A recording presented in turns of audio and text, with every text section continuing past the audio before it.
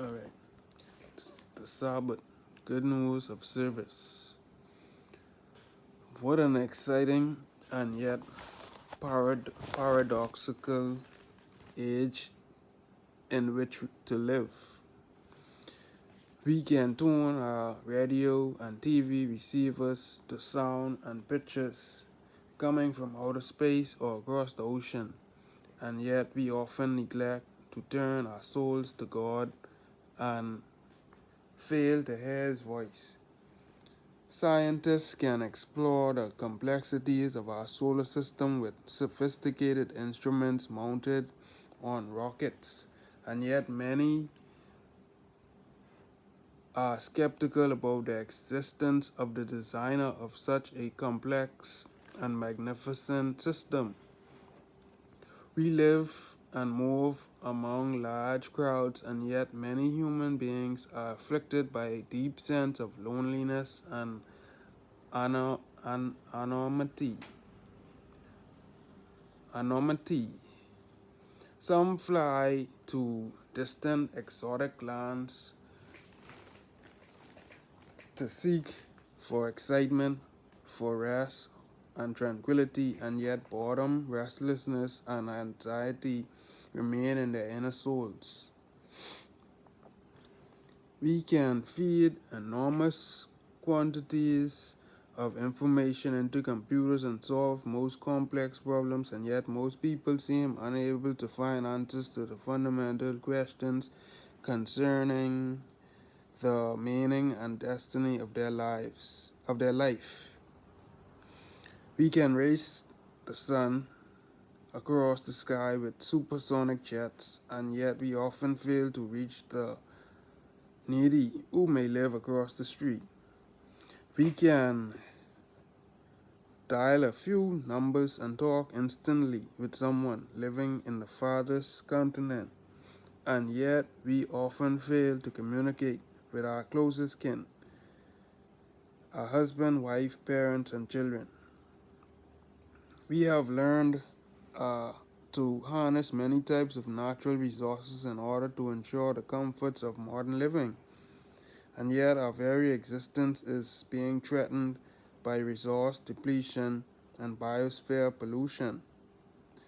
To sum it all up, one may say that though our society has become increasingly rich in goods, it has remained poor in the good. Wealth and knowledge, possessions, and creature comforts have been marked by spiritual emptiness, economic poverty, physical exhaustion, emotional frustration, and social neglect.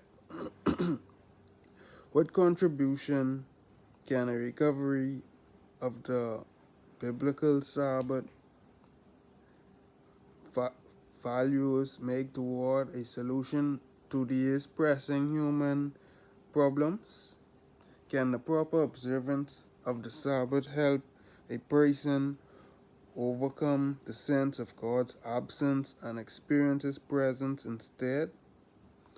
Can Sabbath worship and fellowship help those afflicted by a sense of loneliness and anonymity to regain a sense of worth and belonging?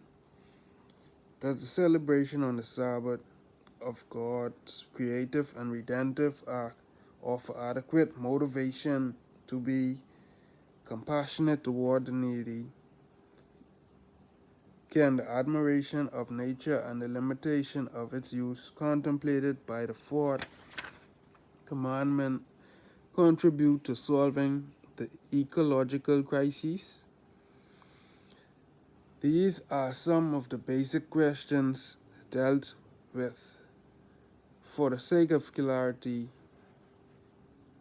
the study will be divided into 4 parts, each examining one aspect of the service of the Sabbath is designed to provide: service to God, service to self, service to others, service to our habitat.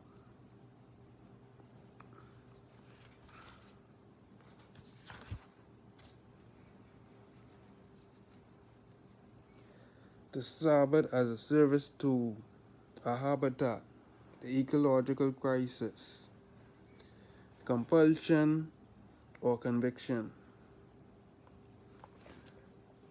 the prostitution and unbridled exploitation of the natural resources are regarded by analysts of our time as a major threat to the survival of life on planet Earth.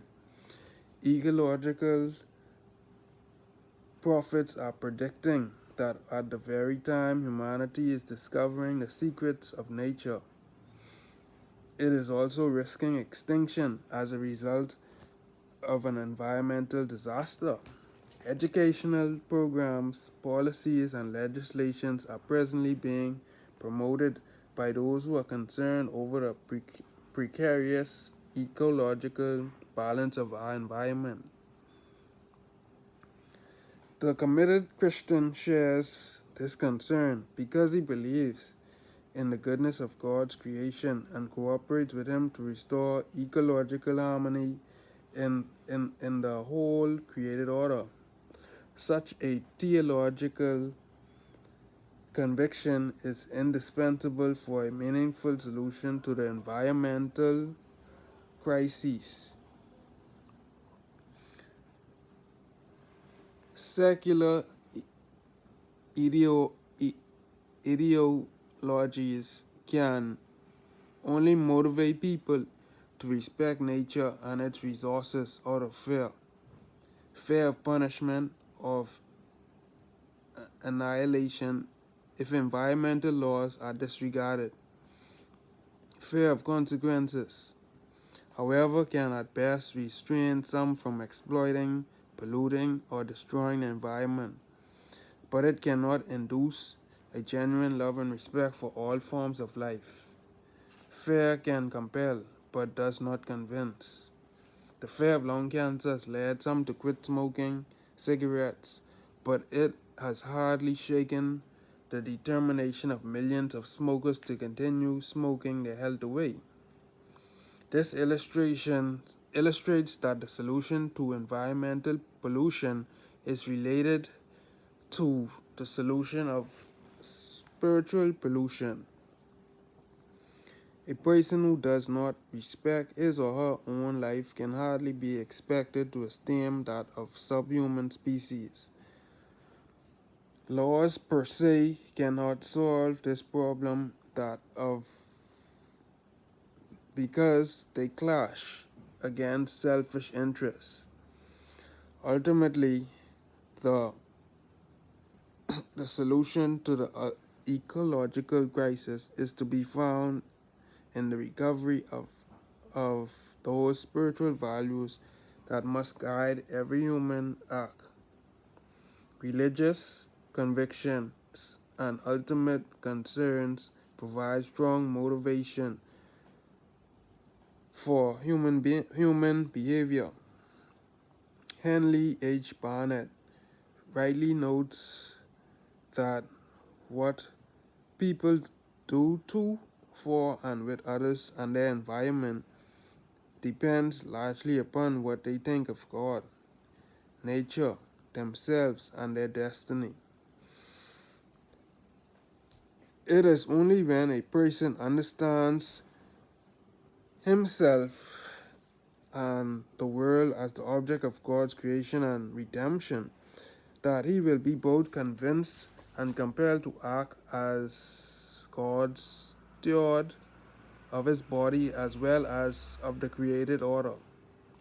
The Sabbath can play a vital role to help in recovering these spiritual values needed to solve the ecological crises, since the day does provide the basis for both theological conviction and practical action.